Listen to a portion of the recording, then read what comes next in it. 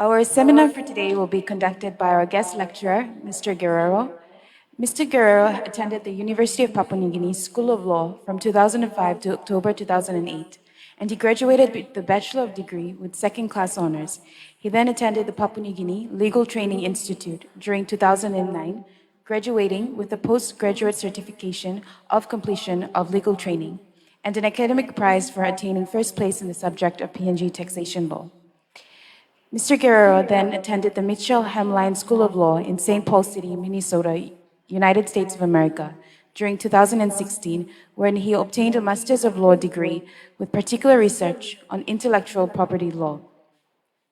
Mr. Guerrero continues to practice law in Papua New Guinea in the main areas of commercial law, which is largely corporate regulatory and advisory in nature. I would like to invite Mr. Guerrero on stage to begin his seminar.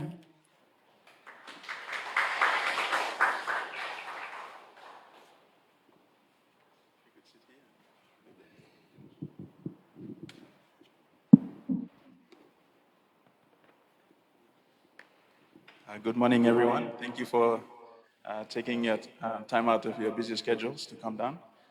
And thank you to the Master of Ceremony for that generous introduction. Today's seminar is looking at the 8 categories of intellectual property and how an indigenous SME can apply such intellectual property in the production and development of their goods and services that specifically include traditional knowledge and more importantly, this leads to the protection and the development of the cultures from which they originate from. So,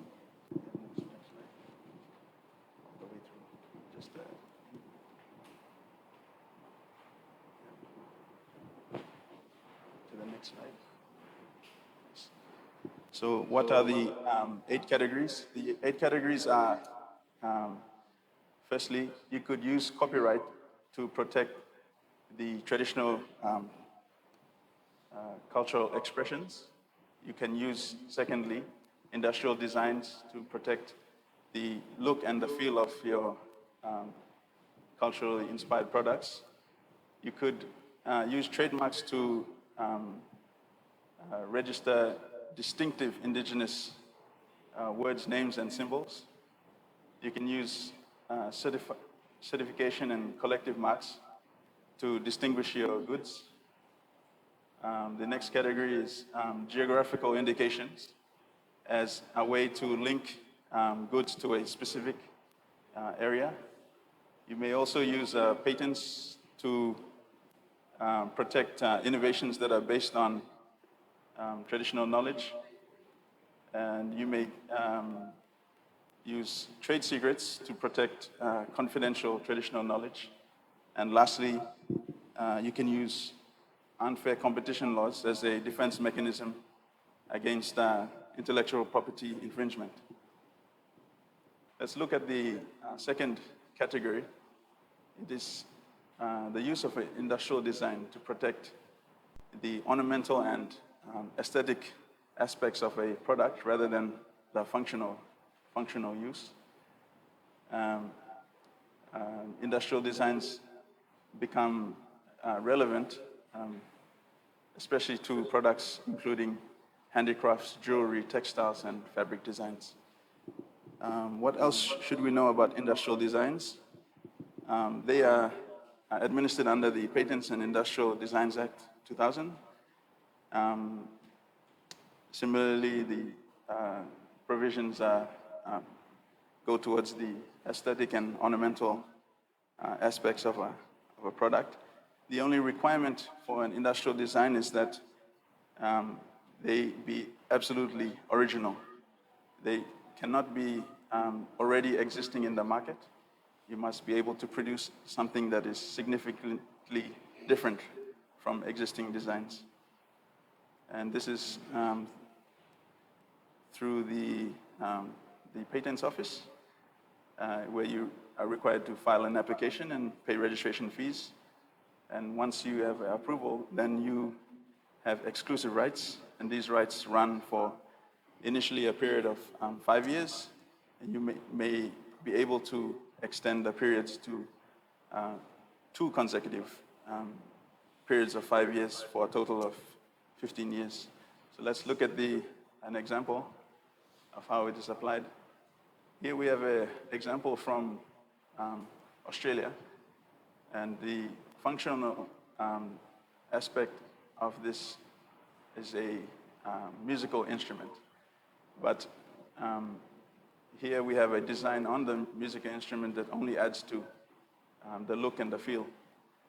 And Mr. Lewis Burns was trying to claim that he was the original creator of this design, the footer, on the didgeridoo. But his lawyer, Ms. Terry Jenke, had searched through the registry and found that there were already existing designs.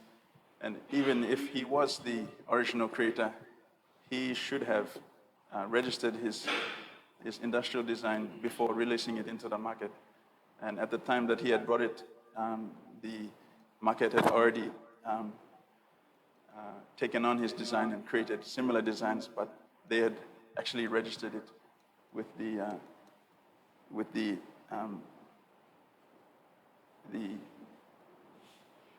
patents office.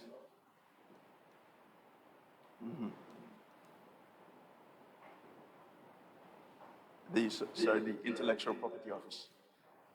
And so that is the example of the industrial design. What do you see? That's it. Okay. Thank you very much for taking time out from your busy schedules to attend the seminar and celebrate World Intellectual Property Day. Thank you so much.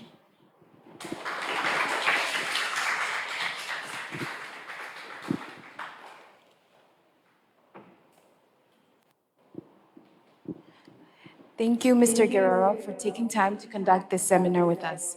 I'm sure all of us here, and those watching as well online, have learned a great deal about how concepts of intellectual property law can assist indigenous SMEs. I would also like to thank Mr. Pokowin, as well as the president for UPNG Law Student Society, and her team for organizing this event. And thank you as well to everyone for attending. Have a great day.